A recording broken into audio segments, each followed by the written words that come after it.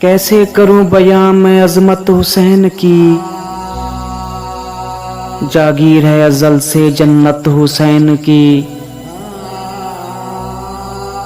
इब्ने अली को देखने आए मुस्तफा, सैयद के घर हुई आमद हुसैन की।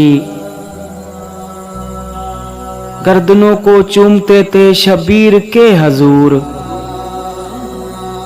जुल्फों से खेलने थी आदत हुसैन की।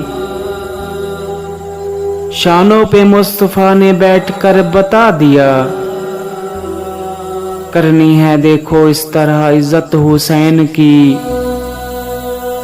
तख्ते यजीजी लहू मिल गया मिट्टी के ढेर में, सदियों से चल रही है हुकूमत हुसैन की। रोजा नमाज हज भी ना उनको बचा सका, दोज़ख में ले गई अदायत हुसैन की। दोज़ख में ले गई अदायत हुसैन की। दुनिया के हर फकीरों की बाकिर ये सदा, चौखट रहे खुदाया सलामत हुसैन की।